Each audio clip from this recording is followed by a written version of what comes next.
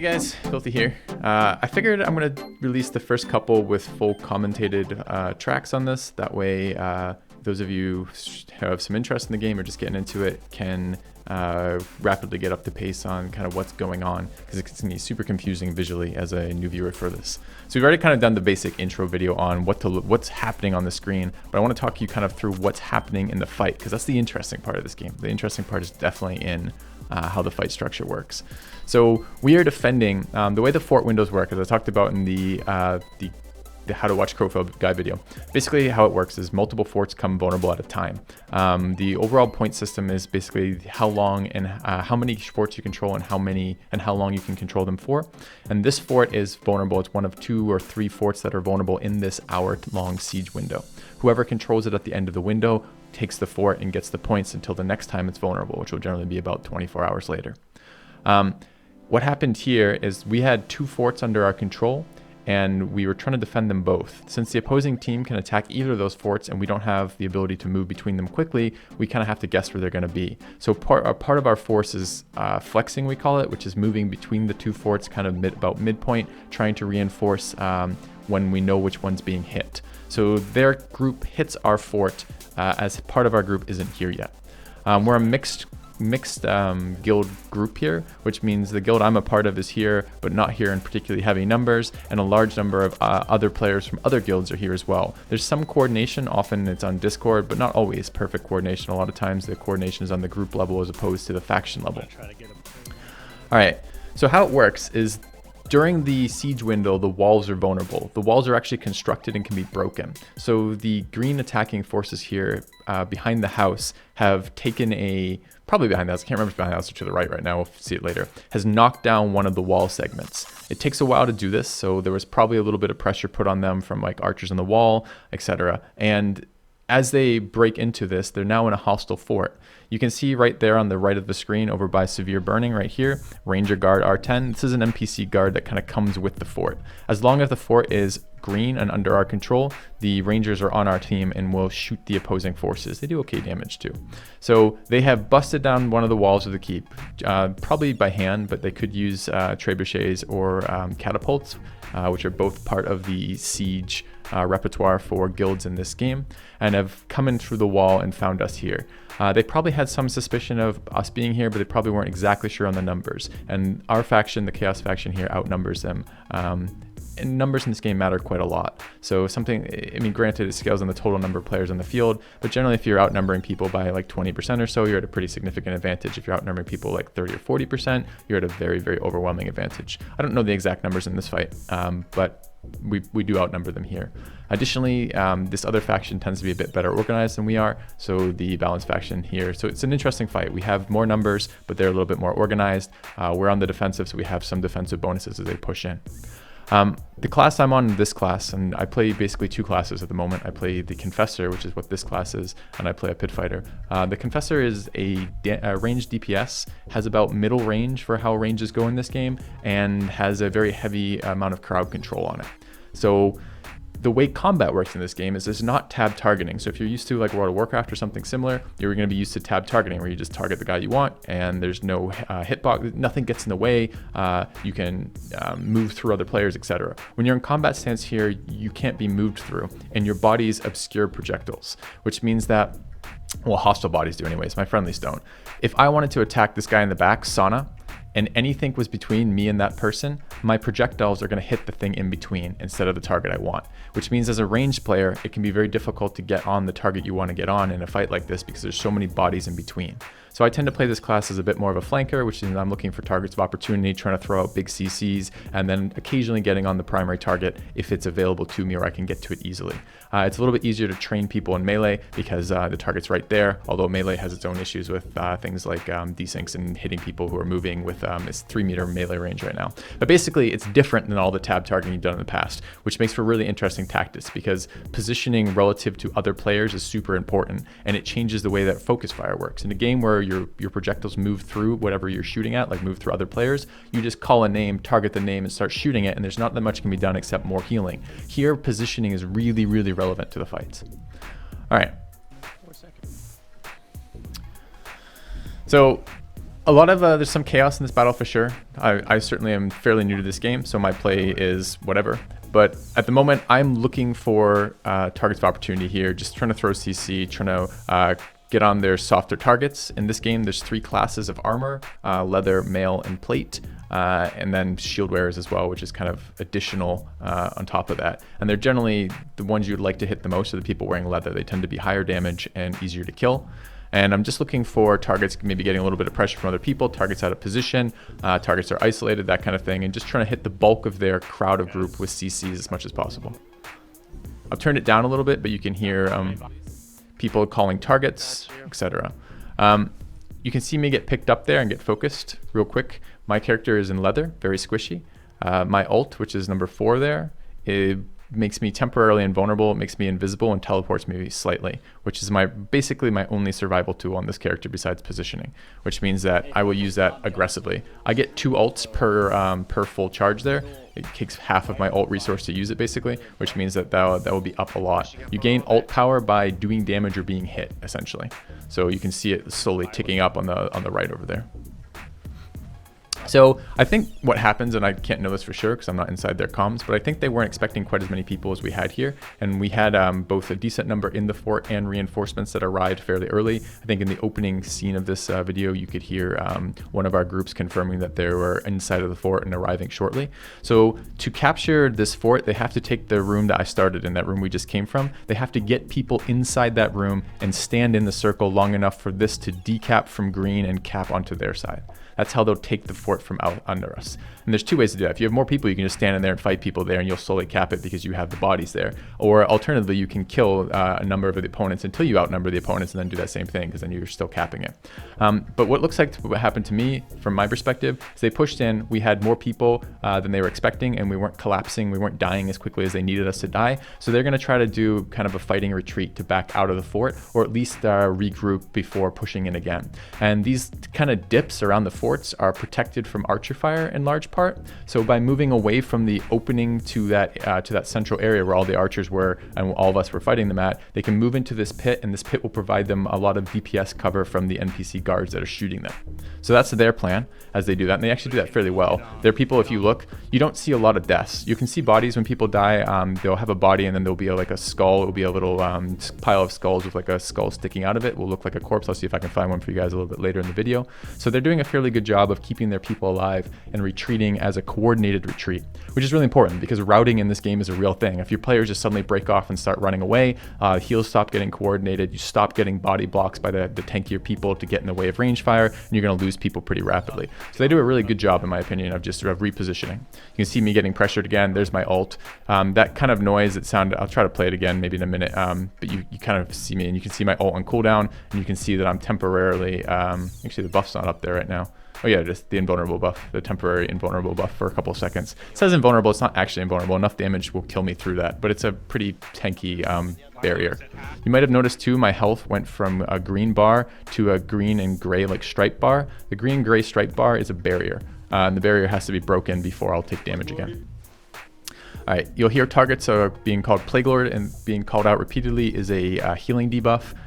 So stacking a healing debuff on a target is a good way to kill it. It can't be healed as efficiently, and then you focus fire that target, you can start killing people. So then they're repositioning to this other ditch over here. You can see them running as a group. And our range is just taking pot shots. You can see how hard it is to kill people too. You see how many people are on these people and they're not dying. The great thing about this position from my perspective as a class design that has a lot of CC is like, look at this. This is like a shooting gallery for me. It's like so I have 2 major CCs. You can see them. This is the 6-second cooldown right here that has 2 branching attacks. One is these tornadoes, which I'm about to cast here. And these tornadoes, if they hit a target, will knock them down and do damage to them. And they travel in a line and they can hit multiple targets. And you can just see those tornadoes going down the line of their groups, just CCing them. CC is interesting in this game. There's a number of different classes of CC: knockdown, stun, snare, root, and blind and suppress. So there's 6 CCs that I'm aware of. I think maybe blind might be a suppressed class, but anyways, there's about 6 types of CC. They all share a diminishing return, which means if you get hit with too many CCs in too short of a period of time, you become immune to CCs. And for each successive CC you get hit with, it will have diminishing return, so it won't be quite as potent each time. So there is some there is not perfect utility with repeatedly CCing people, but this is just really good positioning for me to CC. And they will try to repeatedly get pressure on me because I'm a fairly high priority target with being high damage, high crowd control, and also in squishy armor.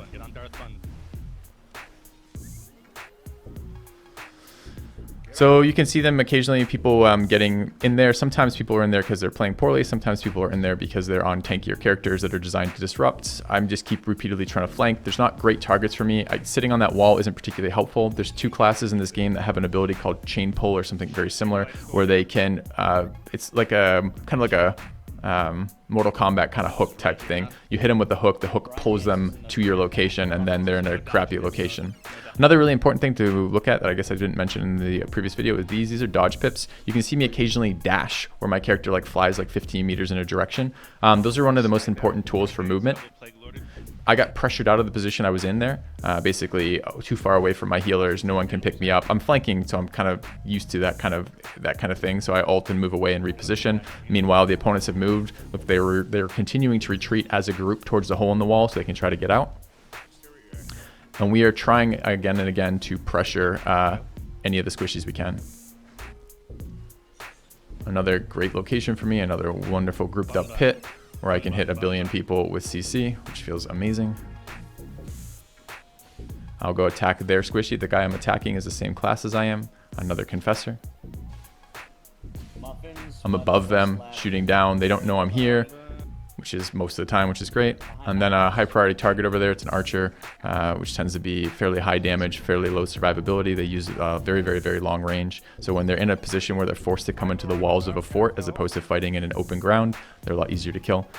He got isolated from his healers. It's one of the weird things about this game compared to other games. Normally you feel like you run to be safer. If you get focused, you get away from the damage source. In this game, it's often better to dodge into the group of allied players, since your players can body block incoming projectiles and damage for you.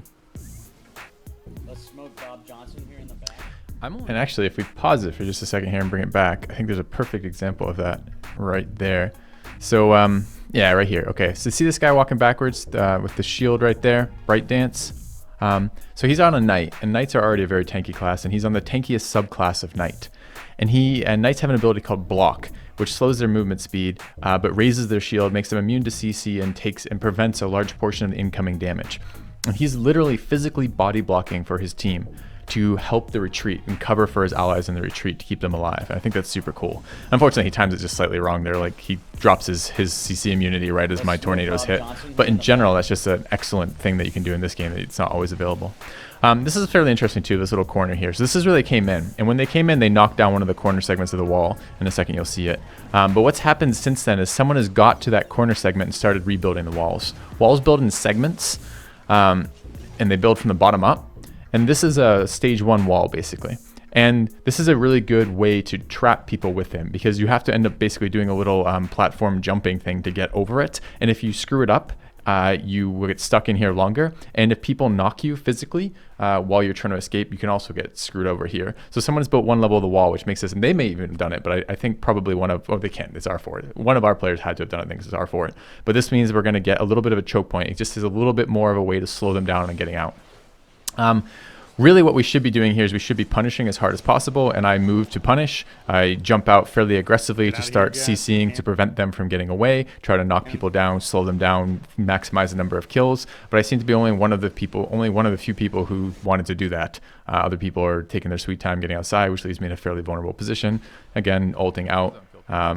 Just trying to do my best to stay alive while still disrupting and still staying on targets. It's actually fairly interesting as it gets outside the fort as well. The fight simplifies a little bit. There's less of them. Attrition's starting to take its toll. They've lost probably a couple people here. They don't have a res point close to us, whereas we do have res points, so we're pretty full. I get pressured out using both my ult and don't have another one up yet, so I leave, so make sure I don't die, and then just do my best to get back into the fight as quickly as possible by running up over the wall and then jumping down. They do a fairly good job of keeping their cohesion together until the numbers start to be a real telling thing. See Bright Dance over there doing his stuff as a knight, blocking people. Me doing my best to ignore them and stay on the back. So I might speed this up just a bit here on the way out. A couple of interesting things still happen here, but this is the end of the fight. I'm doing my absolute best to flank and being as annoying as humanly possible, just sitting on squishy targets, throwing disruption from behind. You see me dashing around, trying to stay safe while still being aggressive, and giving our people time to clear the ledge, get out here and start getting damage on it. But they don't run all that many squishy classes, but a lot of their squishies are either down or gone right now. So there's a lot of high defense characters left. And if they break enough range, they can mount up and escape. So we're trying to secure as many kills, and they're trying to leave as a group so they don't leave any of their people behind. A couple interesting things that happen here. You may see my screen go full black from time to time. That's when I get blinded. It's one of the CCs. I think it's a really interesting way to do CC. I almost died there. Darth Bun Bun's on a melee damage dealer that has a bursting ability that does a very, very high, very, very heavy hit. You see a couple times I'll dodge away from it when it's called neck breaker, and it looks like he body slams, and it does a ton of AoE damage. So the goal for me is not to be next to it when it goes off or to immediately ult. Anyway, so we're chasing here. The coordination tends to go down here. I wanted to point out again another, like, maybe in the background you'll hear Bright Dance get called a couple times, and this is just human nature, right? Stick targets in front of people and people attack him. He's probably the tankiest guy on their team, and he's plays in such a great position constantly. So he's playing in the very back of their team. So everyone's hitting him repeatedly, and everything that hits him is damage that doesn't hit his squishier team members, which I think is just such a cool mechanic. I actually get a kind of nice little kill here in a minute, or I set up a nice kill. By being this deep, you can see their target caller, Darth Bun Bun, who's on that high melee DPS, pick me up repeatedly because I'm in the back harassing his retreating forces and otherwise being a pain in the ass. And I'm squishy. I'm in leather on a class that does high damage and a lot of CCs, so I get repeatedly targeted, and you see him come for me here. And he chases me a little bit, but I have dodge pips up, and he chases me again, dodges towards me. I dodge a second time, and he dives in on us, and then we call him as a target and turn around and kill him. So basically got him to, even in the context of a fleeing fight, get him to pull out of position so we can kill him well away from CC, and do that by baiting him into it. Well, it's not like I was deliberately trying to bait him into attacking me, but took advantage of the scenario where I get called as a target. This is the type of tactics that a game like this allows that a tab targeting game doesn't, and that makes this game so much fun for me. Had so much fun with this in the last couple of weeks, and I'm really looking forward to sharing it with you guys on the channel. I think the rest of this is pretty much just cleanup. You can see the guy on the far right of the screen dodging, running away. He's probably mounted, trying to get out. A couple people trying to chase him down. People just trying to guarantee clean up the kills here. Target who you can. Yeah. So anyways, hopefully this was useful. I may do maybe one more of the full commentated ones before I go on to release ones that are only partially commentated. But I wanted to really give an intro for new watchers or new players of the game as to what's happening, so you can make sense of the content that's coming out, because visually it's very, very overwhelming as a new player, but it's so rewarding once you get some sense of what's happening. Anyways guys, thanks for watching. Hopefully this was useful. Let me know in the comments, and I'll be releasing more of these soon. See ya.